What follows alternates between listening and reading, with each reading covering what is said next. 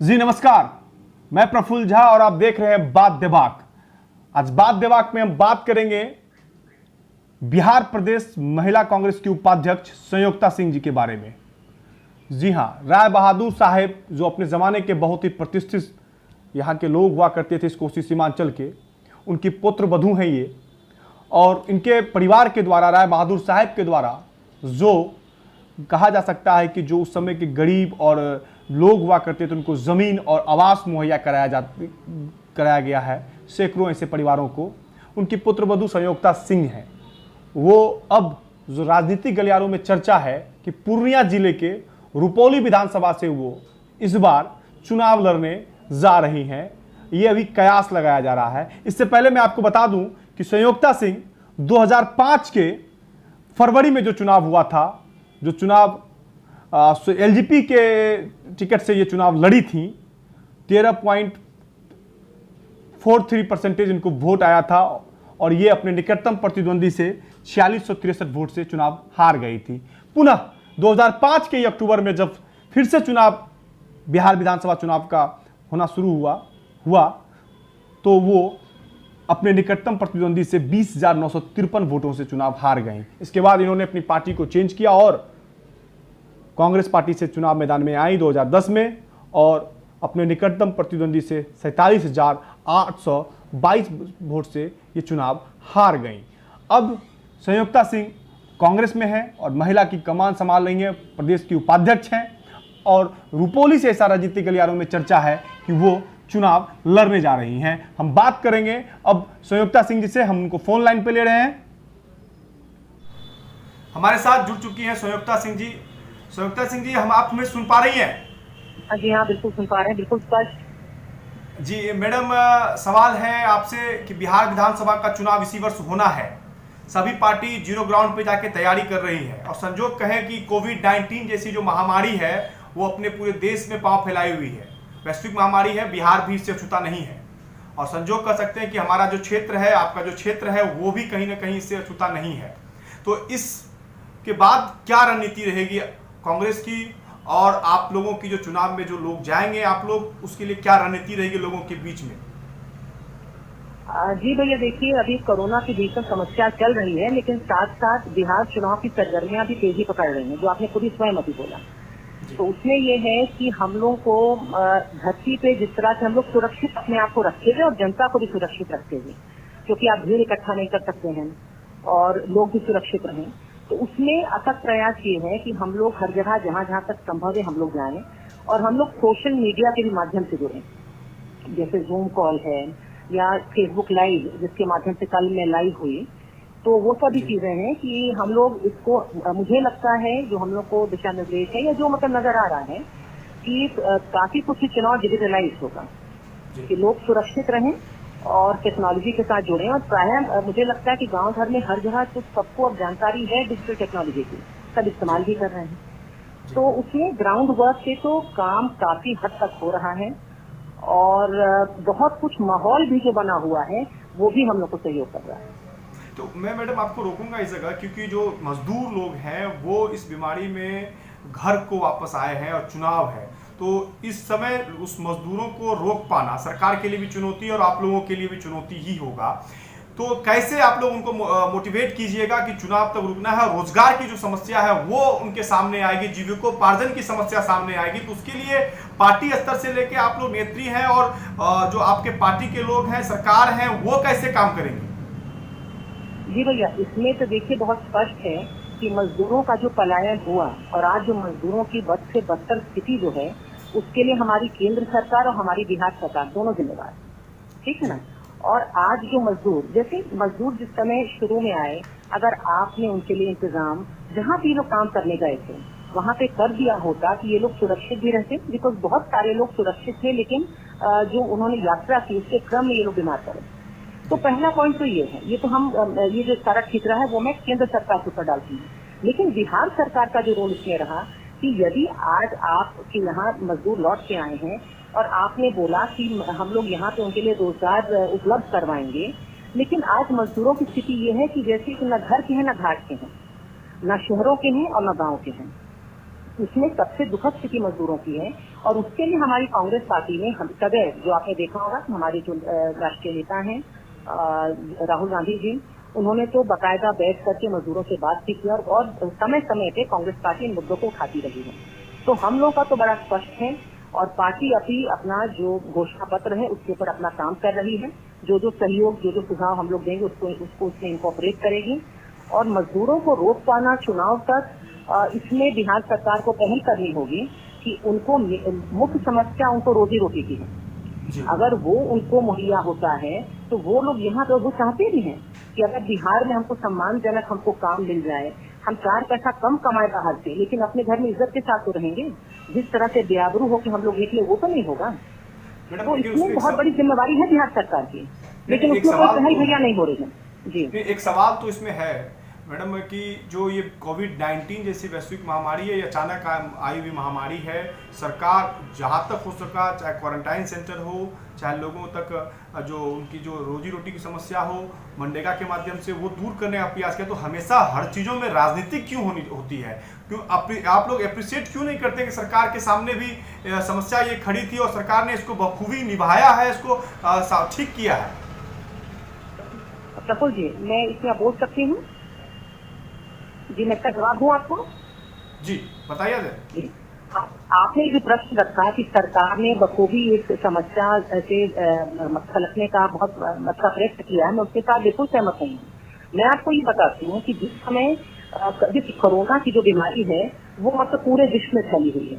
ये तो नहीं है कि हिंदुस्तान में है या कहीं और है और जगह नहीं है, पूरे विश्व की समस्या है। लेकिन बहुत जगह विश्व में लोगों ने, जो मतलब लीडर्स थे, जो वहाँ के शासक थे, उन लोगों ने बहुत अच्छे तरीके से इसको डील किया।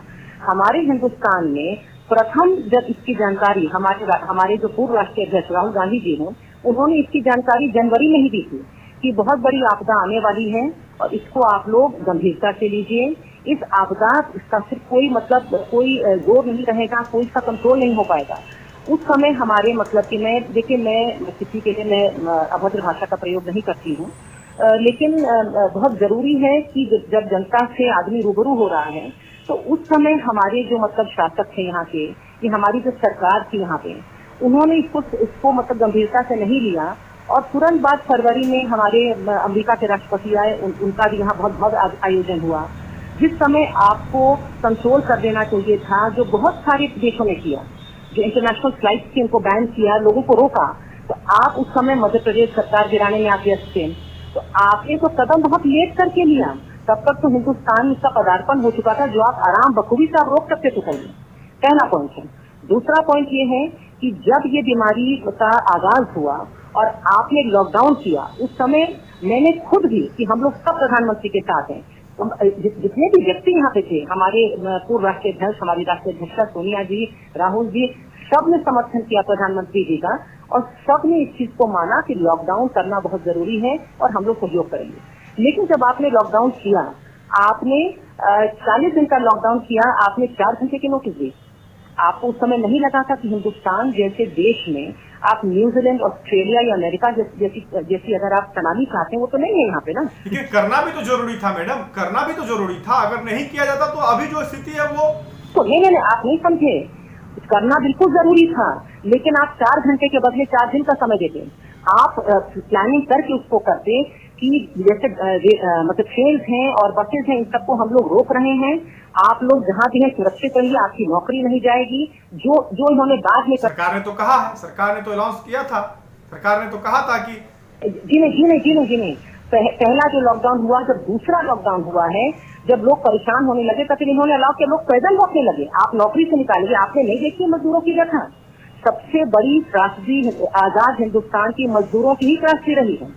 जिस तरह से मजदूर आए, बेआबरू होकर के आए, उस समय आपने क्यों नहीं वहाँ पे सब चीजों को रोका था? जो आप बोल रहे हैं कि मदद करके, अगर आपने इनको आश्वासन दे दिया होता, ये लोग वहीं रुके रहते। कदम से कदम ताल तो आपको ही मिलाना था, क्योंकि कांग्रेस बड़ी पार्टी है मैडम, और सरकार के साथ में खड़ी होनी चाहिए थी कांग्रेस को कहीं न कहीं।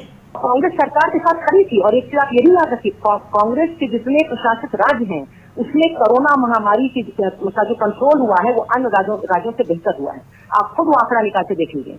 वहाँ चलिए हम लोग अगर कहते हैं आपके, अगर सरकार कहीं ना कहीं इसमें चूक गई है मजदूरों की व्यथा को सुनने में, तो कि व्यथा में तो सरकार ने आजाद हिंदुस्तान के बाद सबसे बड़ी ट्रेजेडी जो आप बोलते हैं, राष्ट्रीय जिसको हिंदी में बोलते हैं, वो करके सामने आया है।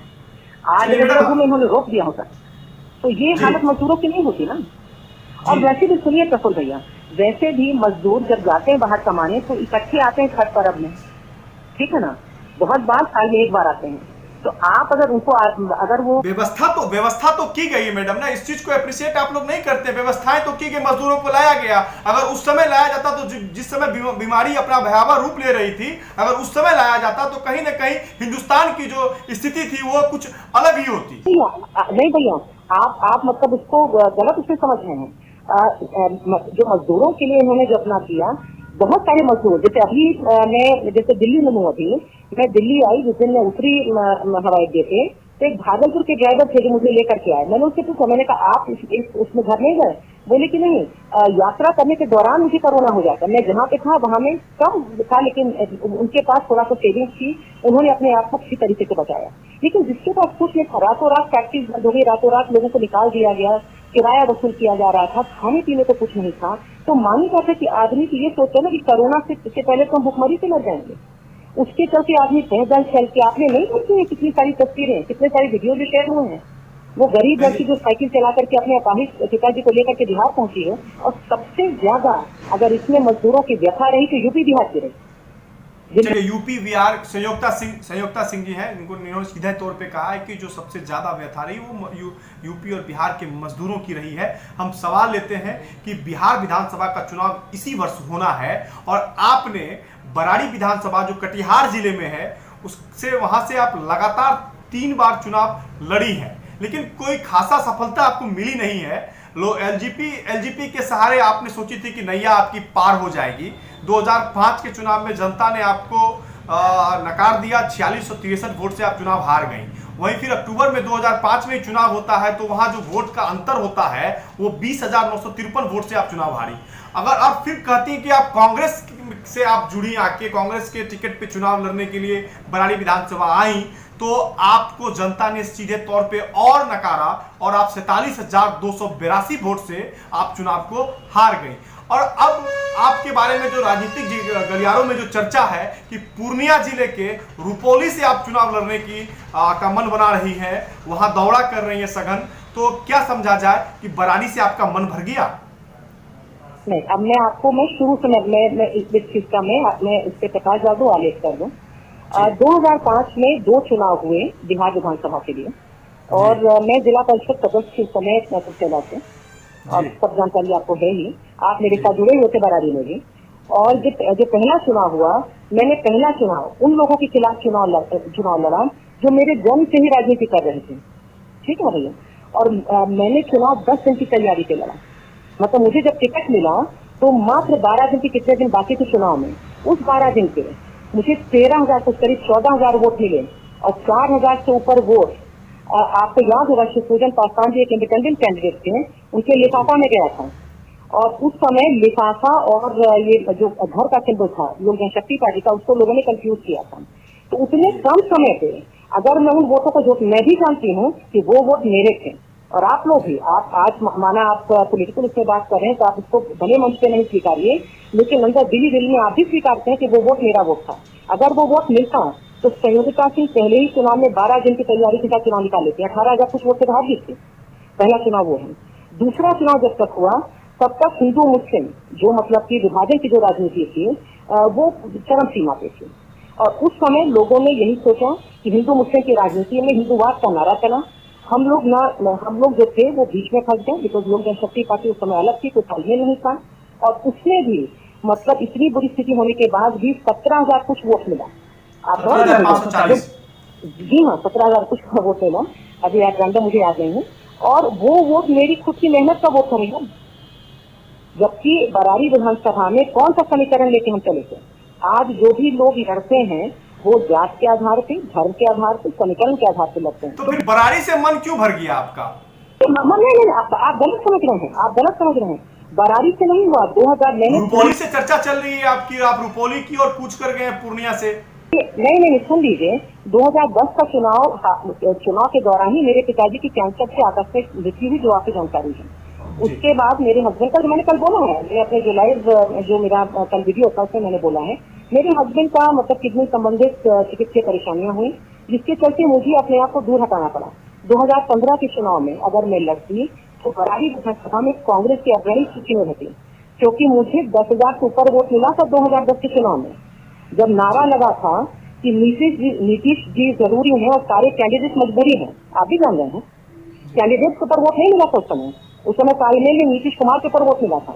उस परिस्थिति में कांग्रेस पार्टी से 10,000 से ऊपर वोट लाना, जबकि उस समय बहुत बुरी राजनीतिक परिस्थिति से हम लोग जूझ रहे थे, और हम लोग को, मैं उन कैंडिडेट में शुमार थी जिनको सदाकत आश्रम पटना में सम्मानित किया गया था, जिनको 10,000 से ऊपर वोट मिला उस विषम परिस्थिति में, जहाँ 1,000-2,000 के लोग सिमट रहे थे। वो भी वोट मेरा अपना वोट बैंक था। उसके बाद 2015 के चुनाव से मुझे किनारा करना पड़ा, और वहाँ पे जो तालमेल हुआ उसमें मतलब राजद के जो नीरज भैया हैं, नीरज यादव जी जो आपके बरारी के विधायक है ना, उनको टिकट मिला, वो चुनाव जीते। तो आप ये बताइए कि मैं जब वापसी करती हूँ राजनीति में, तो क्या मेरे लिए बरारी विधानसभा क्षेत्र से सोचना या लड़ना उचित होता है जब हम लोग महागठबंधन के साथी हैं? तो कहीं ना कहीं तो ये आपके लिए भी चुनौती है ना कि आप बराड़ी छोड़ के आप रुपौली जा रही हैं। बराड़ी की जनता को भी आस था, और बराड़ी के जो मुख्य समस्याएं हैं, कटाव और विस्थापितों की समस्या, और जिसके लेकर काफी आंदोलन हुआ करते हैं, कम से कम उसको मुख्य पटल पे लाती। आप महागठबंधन के सहारे आप नैया पार कराने के तो सोच रही हैं, लेकिन आप रुपौली जा रही हैं। आखिर इसकी वजह क्या है? भैया, महागठबंधन की नैया पार कराने वाली बात नहीं है। मैं कांग्रेस में थी, और जो आपने बोला ना कि पहले मैं लोजपा में थी, मैं मात्र 4-4.5 साल लोजपा में थी, करीब 12 साल से कांग्रेस में हूँ। तो पहली बात तो ये है, कांग्रेस पार्टी के साथ हम लोग का पुराना लगाव भी रहा, और मैं कांग्रेस पार्टी में हूँ। कांग्रेस पार्टी के साथ मैं अपना काम करती रही हूँ। बरारी में जब तक मैं थी, और जब तक मैं बरारी की समस्याओं को लेकर के मैं बिल्कुल भर्ती की राजनीति करती थी बरारी में। एक मतलब आप आज भी बरारी में, जो आज भी मतलब कि फेसबुक के जरिए जितने सारे लोग मेरे साथ जुड़े हुए हैं, आज भी जो लोगों का मानना है कि मैं शायद उन बिल्कुल रेयर कैंडिडेट के शुमार थी जिसने करीब सब पंचायतों में पाँव ही पाँव घरे घर किया हुआ। सिर्फ चुनावों के समय में संयुक्ता मैडम, सिर्फ चुनावों के समय में, चुनाव के बाद कहाँ? नहीं प्रफुल्लित, बिल्कुल नहीं। चुनाव के बाद मेरे हस्बैंड अगर डेथ बेड पे है तो मैं चुनाव में पहले परिवार को देखूंगी कि पहले राजनीति करूंगी? आप खुद बताइए। मेरे पति का किडनी ट्रांसप्लांट हुआ, आप लोगों को पता है? और किडनी ट्रांसप्लांट हुआ, किडनी मैंने दिया है। जी, नहीं, ये जानकारी नहीं थी। नहीं है, ये जानकारी नहीं है तो मैं जानकारी दे रही हूँ। जो कोई भी व्यक्ति अगर आज अपनी पारिवारिक जिम्मेवारियों के ऊपर राजनीतिक जिम्मेवारियों को रखता है, तो जनता को उसके ऊपर कभी भरोसा नहीं करना चाहिए। मैं ये शो के माध्यम से बताना चाहता हूँ कि आज मुझे जानकारी मिली है कि आपके जो हस्बैंड हैं उनको किडनी ट्रांसप्लांट हुआ था, और वो किडनी आप दी हैं।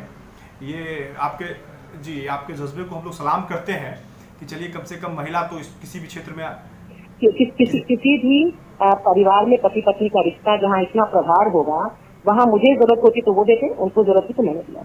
और यही कारण था जो राजनीति से 6 साल का अंतराल रहा भैया। जिस समय मैंने राजनीति से मैंने अपने आप को हटाया, माना मेरे पिताजी का देहांत हुआ, उस समय मुझे कुछ समय देना पड़ा उत्तर प्रदेश में, बिकॉज मेरा परिवार ज्यादातर परिवार विदेश में है, और पिताजी का मतलब कारोबार या नाम दाम जो भी है तो उसको आगे बढ़ाने के लिए मैं वहाँ मैंने संभाला।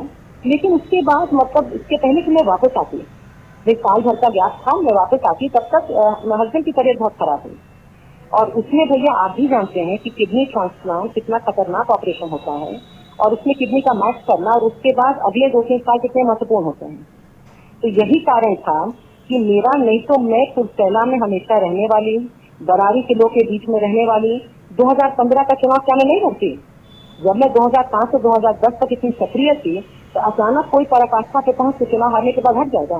कोई ना कोई उसके पास व्यक्तिगत कारण होगा ना। मुझे रुपौली का जिला कैसे आ गया? रुपौली जो पूर्णिया जिले में है, रुपौली का क्यों है? देखिए भैया, वापसी मतलब मेरे पति का बहुत जोर था कि मैं वापसी करूं सार्वजनिक जीवन में, लोगों का बहुत जोर था। और जब वापसी किया भैया तो बिहार प्रदेश महिला कांग्रेस में 2018 में, जो मैंने अपने लाइव वीडियो में भी बोला है, और 2018 में मुझे ये कार्यकारी अध्यक्ष का पदभार दिया, और मुझे जिम्मेवारी दी थी। जिस समय वो जिम्मेवारी मिली पूर्णिया, भागलपुर और कोसी प्रमंडल की, तो उसके घूमने के दरमियान मतलब पूर्णिया काफी आना जाना हुआ। और फिर उसके बाद 2019 में जो लोकसभा चुनाव हुआ, तो मानी बात से मैं कार्यकारी अध्यक्ष थी बिहार प्रदेश महिला कांग्रेस की, और यहाँ मतलब कि कांग्रेस के अधिकृत प्रत्याशी महागठबंधन से उदय भैया थे, पप्पू थे। तो उनके चुनाव प्रचार प्रसार में, उन्हीं का चुनाव प्रचार प्रसार में, मैं तारिक साहब के चुनाव प्रचार प्रसार में बरारी में बहुत घूमी हूँ चुनाव में। लेकिन मैडम आपको जानकारी होनी चाहिए कि रुपौली विधानसभा में आप वहां से अपना नया राजनीतिक पारी की शुरुआत करने जा रही हैं। वहां से लगातार जेडीयू की एमएलए हैं बीमा भारती जी, और अभी बिहार सरकार की काबीना मंत्री हैं। कैसे उनके सामने कैसे डट के लड़ना संभव होगा इस बार विधानसभा, क्योंकि जिस तरह से राजनीति हो रही है और महागठबंधन में जिस तरह दरार है और बीजेपी जेडीयू का जिस तरह गठबंधन है, क्योंकि बहुत सारे राजनीतिक समावेश हैं, तो उस अनुसार में संयुक्ता सिंह अपने आप को कैसे फिट महसूस करती है? आप कभी दौड़ा कर रही हैं रुपौली का कि नहीं? अब मतलब काफी दौरा हुआ मुझे। सबसे पहले तो मतलब मेरा भ्रमण हुआ था 2019 के चुनाव में, और उसमें जो पप्पू भैया के चुनाव प्रचार प्रसार के दौरान जब मेरा मतलब रुपौली विधानसभा क्षेत्र के मतलब कई पंचायतों का भ्रमण हुआ था, तो उस समय मतलब काफी लोगों का ये था कि मतलब हम लोग अब प्रगति चाहते हैं। देखिए, मैं कभी भी किसी भी प्रत्याशी के लिए या किसी भी व्यक्ति के लिए मैं कभी भी न गलत बोलती हूँ, न कभी अवध भाषा का प्रयोग करती हूँ। तो मैं किसी के बारे में, जो अभी काबीना मंत्री हैं, जो अभी विधायक हैं, सम्मानित हैं, और उनका अपना सम्मान है, लेकिन जो मुझे मैं कंटिन्यू करती हूँ। जो मुझे लगा कि रुपौली के जो लोग हैं, देखिए मतलब कि अब वो लोग पूरा अपराध के साए से बाहर निकलना चाहते हैं, प्रगति के मार्ग पर अग्रसर होना चाहते हैं, और अन्य क्षेत्रों के मुकाबले कंपैरिजन में रुपौली विधानसभा क्षेत्र जो है वो बहुत पिछड़ा हुआ आज भी है। आज भी विकास की किरण रुपौली विधानसभा क्षेत्र के मैक्सिमम मतलब जितने अधिकांश जगहों में अभी तक नहीं पहुंची है। तो उसमें मतलब लोगों को लगा कि आपको प्रयास करना चाहिए, और मैंने कहा कि मैं प्रयास करूंगी। हर पंचायत में, जिसका मेरा दौरा करीब 10-12-15 पंचायत मेरा हो चुका है, और ये लॉकडाउन अगर नहीं 15 पंचायत अगर 15 पंचायत आप कर चुकी हैं, तो बराड़ी जैसा विधानसभा क्षेत्र आप इसलिए छोड़ रही हैं क्योंकि वो महागठबंधन के आरजेडी के पास में है, और रुपौली इसलिए आप उस क्षेत्र को छोड़ रही हैं जहां आपने लगातार 2 चुनावों में लगातार मेहनत किया, 3 चुनावों में, आप उसको इसलिए छोड़ रहे हैं क्योंकि वो आरजेडी के खाते में है। देखो आरजेडी के खाते में भैया हम लोग महागठबंधन के साथ ही रहेंगे। ये भी तो इसलिए आप नई जमीन तलाश रही हैं, नहीं भैया, नई जमीन ये नहीं है। रुपौली विधानसभा क्षेत्र के साथ मेरे परिवार का एक भावनात्मक लगाव रहा है, चाहे राय बहादुर साहब जी, मैं कभी पारिवारिक पृष्ठभूमि के पर बात नहीं करती। तब तो कल ये होगा, तब तो कल के डेट में ये भी हो सकता है संयुक्ता मैडम कि आप रुपौली को छोड़ के कभी दूसरे विधानसभा में चले जाएंगी, तो कैसे लोगों का जनाधार जुड़ेगा, कैसे लोग आप पे विश्वास करेंगे? क्या भैया, आप ये मुझे ये बताइए कि मैंने अभी आपको जो मेरे साथ समस्या दी थी, मैंने आपको उसके बारे में बताया, पहला चीज। दूसरा चीज मैंने बताया कि जो महागठबंधन में हमारे मतलब कि महागठबंधन के साथी जब वहां से अभी विधायक हैं, तो क्या उचित होता, क्या उसको उचित आप मानिएगा? कहीं भी आज माना मतलब हमारी विधायक यहाँ पे हैं, यहाँ पे अगर भाजपा चाहे यहाँ पे सीट तलाशना, क्या ये संभव है? जब आप महागठबंधन के साथी हैं, तो देखिए राजनीति में समय से पहले भाग से ज्यादा कभी कुछ नहीं मिलता, ठीक है भैया। तो जो बरारी में लिखा हुआ था, बरारी में मेरी मेहनत थी, और उसके बाद 2015 में चुनाव लड़ते अग्रणी भूमिका में रहते, कहानी शायद दूसरी हो सकती थी, लेकिन उस समय मेरी पारिवारिक परिस्थितियों ने मुझे उससे हटाया। ठीक है मैडम, एक चीज तो और सामने है आपके मैडम कि 2005 और 2010 2 चुनाव तो आप लड़ी हैं। वहां से जो विस्थापितों और कटावों के पीड़ितों की जो समस्या है उसको तो आप उठा सकती थी, उसके लिए लड़ाई लड़ सकती थी आप। बिल्कुल उठाया आप भैया, बिल्कुल उठाया है। समाधान कहाँ मिला मैडम? उस समय केंद्र में आपकी सरकार थी। भैया ये बताइए, केंद्र में सरकार थी, बिहार में तो सरकार नहीं थी ना। आप ये बताइए, केंद्र के साथ बिहार तालमेल करके मैं केंद्र जितना भी चाहे, केंद्र प्रायोजित योजनाएं भी आती थी, तो यहाँ पे सरकार लागू नहीं करती थी। और उस समय आपको मैं ये भी बता दूं कि मैंने नाव से भी दौरा किया है, जबकि मुझे तैरना नहीं आता है, मुझे डर भी लगता था। बहुत कम कैंडिडेट्स होंगे, मैंने नाव से भी गंज वगैरह जो बिल्कुल दूर दराज इलाके हैं जो बरारी विधानसभा से जुड़े हैं, मैंने उनका भी दौरा किया है। जितना कादो कीचड़, पानी, बरसात, गर्मी, बिना छाता के जो पैदल चलना था, मैंने सब किया है।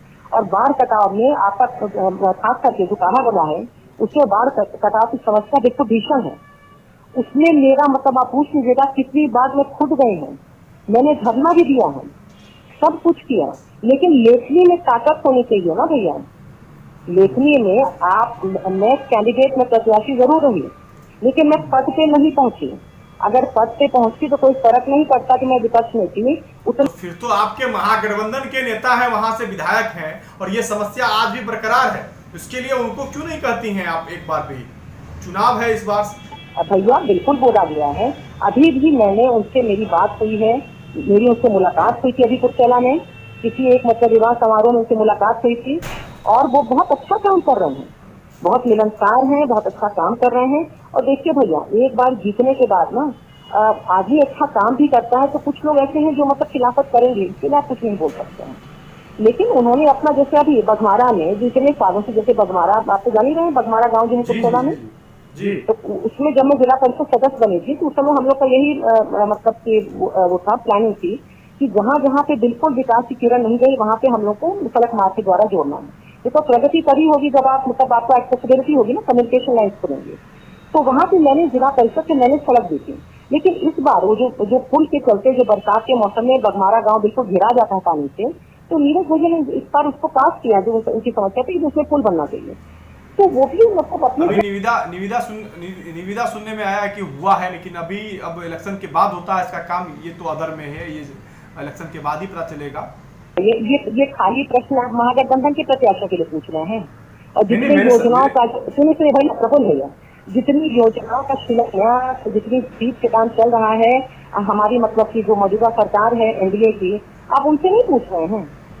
सवाल पूछ रहे हैं। विवास चंद्र चौधरी भी आए हुए थे हमारे साथ जुड़े थे इसी कार्यक्रम में। मैंने विवास चंद्र चौधरी जी से भी यही सवाल पूछा था कि साहब आपने 2 साल वहां का प्रतिनिधित्व किया और सवाल जो समस्या है वो जस की तस है। आप विभाग भैया से पूछ सकते हैं, आप नीरज भैया से पूछ सकते हैं, यहाँ पे आप मतलब की जो हमारी माननीय विधायिका है भीमा भारती जी, उनसे पूछ सकते हैं कि भाई आप लोग विधायक बने हैं, तो मेरी तो लेखनी में ताकत नहीं बना। आज जो मैंने घूमने का जो भ्रमण का जो मेरा मतलब दौरा जो अनवरत जारी है, मैंने जो कल लाइव वीडियो में, चलिए मैडम, कार्यक्रम के अंतिम पड़ाव में जा रहे हैं। अंतिम सवाल ले रहे हैं कि रुपौली विधानसभा के स्थानीय मुद्दे क्या हैं जिसको लेके आप गंभीरता से इस पे काम करेंगे और इस विधानसभा चुनाव में आप जनता के बीच में उस मुद्दों को लेकर जाएंगे? देखिए भैया, सबसे मुख्य जो रुपौली विधानसभा का जो मुद्दा है वो है आपराधिक छवि के साये से बाहर निकल करके प्रगति के मार्ग पर अग्रसर होना। मैं बहुत आड़ में बात बोल रही हूँ, आप समझ रहे हैं बात को, और जो हमारी मेरी ऑडियंस जो है, जितने भी लोग वो भी समझ रहे हैं। रुपौली विधानसभा क्षेत्र में जो आज तक विकास नहीं किया है, क्योंकि अपराध के साये तले उसकी छवि को आघात भी पहुंचा और उसकी छवि कुछ मर की गई है। पहला तो ये है कि हम लोग सुरक्षित रुपौली बनाएंगे, लेकिन बहुत बातें अभी आपके माध्यम से मैं खोलना नहीं चाहती हूँ, क्योंकि मैं अगली बार जब मैं रूबरू होंगी फेसबुक लाइव पे, तो मेरा एक रुपौली के लिए निजी घोषणा पत्र होगा जो मैंने कल लाइव वीडियो पे भी बोला।